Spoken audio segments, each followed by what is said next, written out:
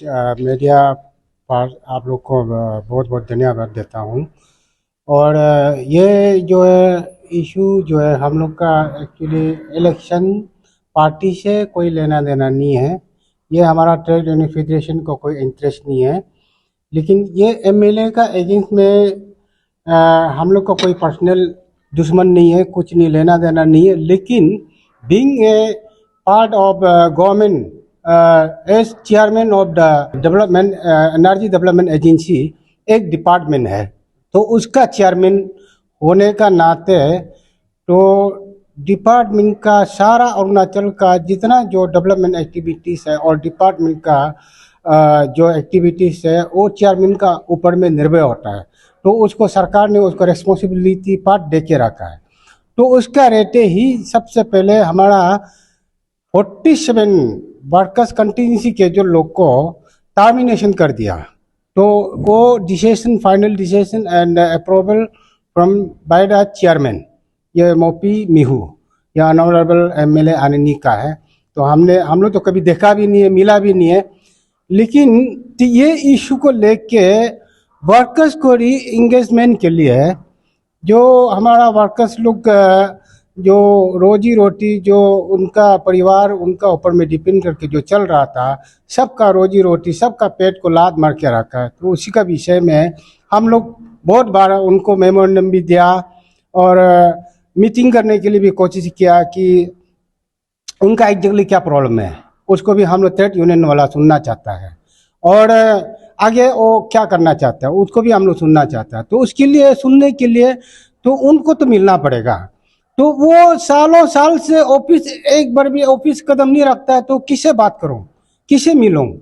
और डायरेक्टर तो पैरालिक्स है, स्टाफ जितना जो नीचे वाला है वो सब पैरालिक्स है, वो क्या डिसीजन दे पाएगा? क्योंकि अप्रूवल चेयरमैन ने किया है टर्मिनेशन करो बोल के, तो उसका अभी फाइनल डिसीजन ही चेयरमैन ही दे सकता है।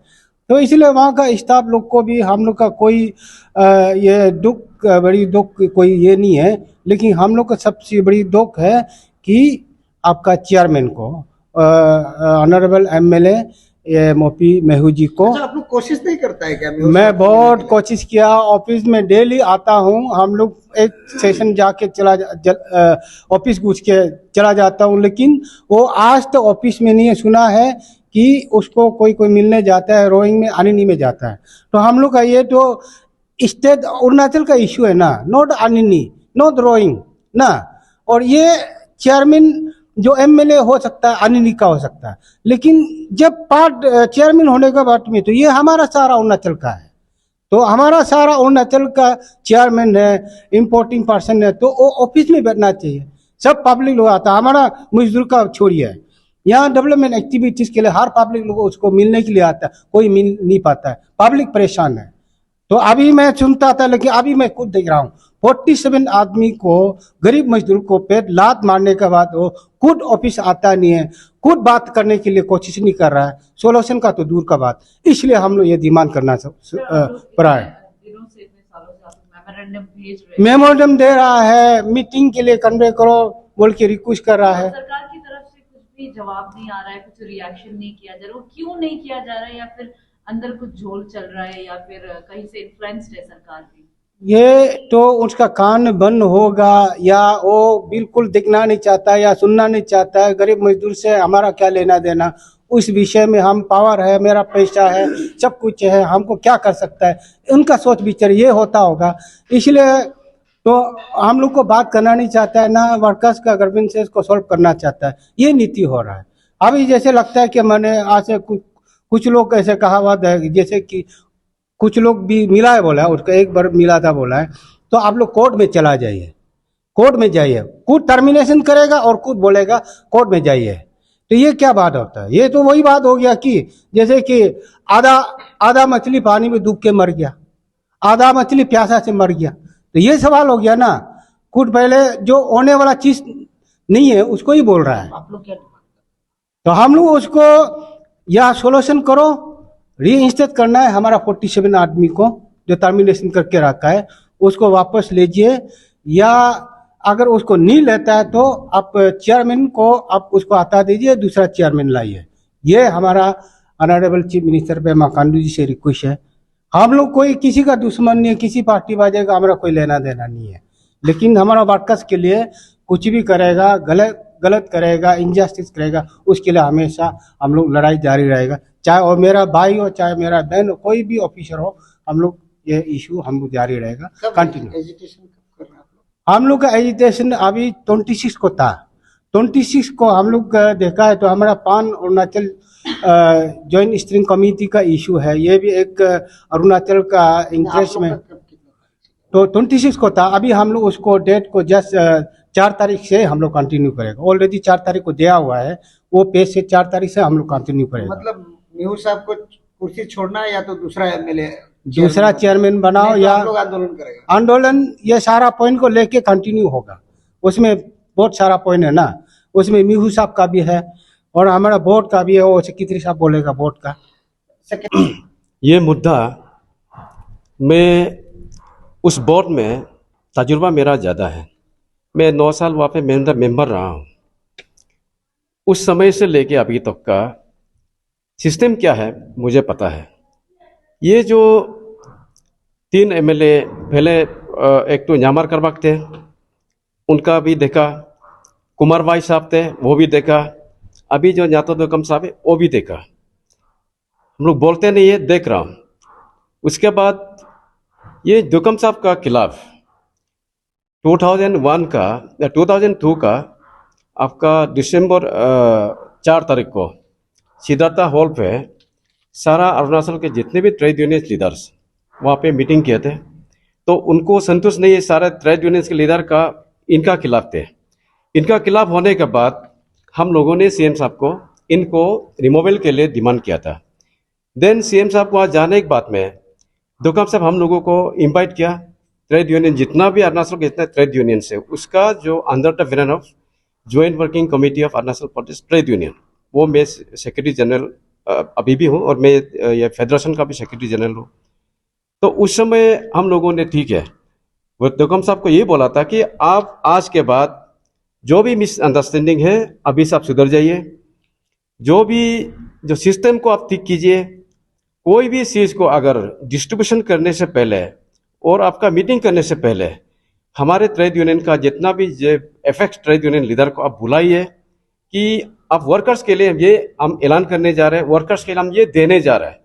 बिफोर हम लोग को सलाह मशवरा करने से पहले आप डायरेक्ट मीटिंग करके कुछ भी वहाँ बंद रख के आप खुशी मोट कीजिए। नहीं तो आप फंड मिसयूज कर रहा है बोला तो क्या ना मैं वही बोल रहा हूँ, वही बोलने जा रहा हूँ। तो उसके बाद ये भी सहमत हुआ, ठीक है जो भी आप करेंगे कि आप लोग का राय लेकर करेंगे। लेकिन अभी फिर क्या हुआ, हमारे ट्रेड यूनियंस का लीडर्स लोगों का अभी डिमांड पहले से था कि एमएलए लोग को नहीं होना, उसी दिन से एमएलए नहीं होना है, इलेक्टेड एमएलए नहीं होना है और नॉन ट्रेड यूनियन लीडर वो भी नहीं होना है। तो जाले सनम को हम लोग एक बार देखा था, जाले सनम ने हर एक ट्रेड यूनियन को हमेशा बुला के मीटिंग करते थे। कोई भी इश्यू आता है तो वो हम लोग से एडवाइस लेके वो मीटिंग करते थे, और इसका बाद में कोई भी इम्प्लीमेंटेशन करना है तो हमेशा कंसल्टेशन लेते थे। लेकिन अभी एमएलए लोग पूछने का नाम नहीं है, आने से भी मिलने का नाम नहीं है, और हमारा जो सिस्टम को बताने जाते हैं तो वो सोचता है कि हमारा खिलाफ कर रहा है। खिलाफ नहीं है, उनको समझाने जा रहा हूँ। सिस्टम जो हमारा पास आंखों देखी रखा हुआ है, तो गाइडलाइंस बना के दिल्ली से आके सुप्रीम कोर्ट का गाइडलाइंस बनाया हुआ है, उसी हिसाब से अनुसार में हम लोग बोल रहे हैं। तो अभी हमारे वो ट्रेड यूनियन का लीडर का यही है कि या तो दोकम साहब आपको नहीं, एमएलए बिल्कुल ही आना नहीं है। इस बार से इनका टेनर खत्म होने के साथ साथ में एमएलए नहीं आना है। अगर एमएलए आएंगे सारा अरुणाचल में ये इसका खिलाफ आंदोलन होगा सरकार अच्छा, तो ऑर्डर तो निकल चुका है। ऑर्डर निकलने सरकार ही जानते हैं। हम लोगों तो उस सरकार से पहले दे चुका है। आफ्टर कम्प्लीशन नातोदुकम 3 इयर्स कम्प्लीशन इसका टेनर दोबारा आना नहीं है, तो सरकार को दे चुका है। सरकार उसके ऊपर भी अगर दोबारा उसको अपॉइंटमेंट करते हैं तो सरकार का अपना उसका रवैया वो हम लोग। ऑर्डर आपने नहीं देखा क्या? ऑर्डर मैंने नहीं देखा, हम देख के भी हम लोग क्या करेगा। हम लोग इतना है कि सोर्स से सुन रहा हूँ कि अक्टूबर का 15 को उनको रिज्वाइन करना है। अक्टूबर का 15 उनको एक्सपायर होने के बाद में अपॉइंटमेंट करो, जिसको भी करना है 2 महीना आगे अपॉइंटमेंट करके रख देना, ये तो सोचने का बात है। ये तो सिस्टम के खिलाफ है, सरकार गलत काम कर रहा है। सीएम साहब अगर इनको कोई एडवाइजर अच्छा से नहीं बताए कि उसको तो एक्सपायर होने दो, टेनर को खत्म होने दो, उसका बाद में उसको 1 साल और बढ़ा सकता है अगर कोई चेयरमैन नहीं आते हैं।